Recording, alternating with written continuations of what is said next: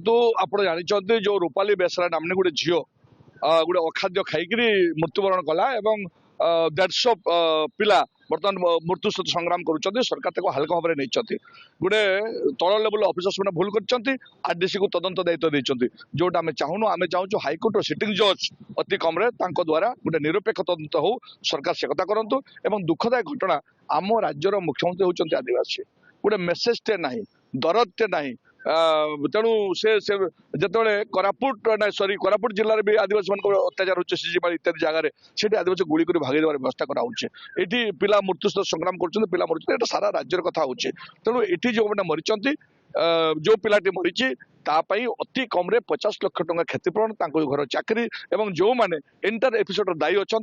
कठोर कठोर कार्यानुष्ठान इवन ना क्रिमिनाल केस प्रोसिक्यूशन स्टार्ट होवार आवश्यकता अच्छी एवं दुखर सहित कहूँ चाहे मोर जड़े बड़ भौणी से आज महामहिम राष्ट्रपति जितेबले कलिकता गोटे झील पर अत्याचार है रेप मर्डर है से दुख प्रकाश कले मत कहले बेंगल को जीवाई मत डर लगुच माटी झील ये मरी जाइए आज भी झील मैंने 100-150 झील मेडिकल शोई चिकित्सा होती कौन हम भविष्य कहबनी से अवस्था भारत बर्षर राष्ट्रपति महामहिम राष्ट्रपति जे नंबर 1 नागरिक गवर्नमेंट आम देशर से आज चुपचाप अच्छा दुखदायक घटना तेणु आम मैंने समस्ते सपोर्ट करने आवश्यकता अच्छी अन्याय को प्रतिवाद कर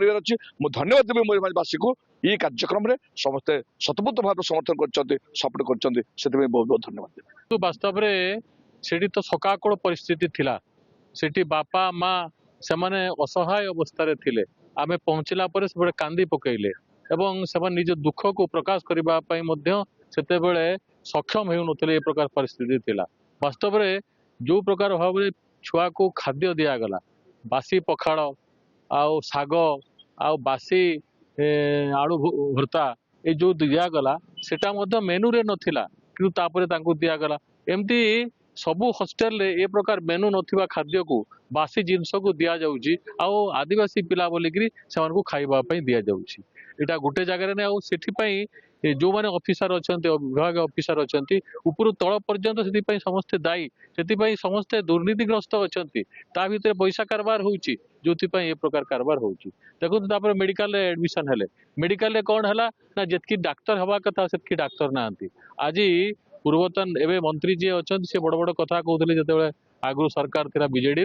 जे 50 भाग डाक्तर नहांती बोलिकी आज भी कौन अवस्था अच्छी आज पाखापाखि 50% डाक्तर मयूरभंज रे सैंक्शन स्ट्रेंथ 50% डाक्तर आज नहांती राजगोविंदपुर से आसपुर जी डाक्तर थे से ठीक भाव में कर नहीं ट्रिटमेंट एवं बाध्य किसी बारिपदा को स्थानांतरित कले डेरी हो जाता से छात्र मृत्यु है तेणु तार जदि ट्रिटमेंट ठीक भाव में होता हे तो सी बंची जाता किंतु तार ट्रिटमेंट ठीक भाव में राजगोविंदपुर भी हो पाला नहीं और बारिपदार ठीक भाव में हो पाला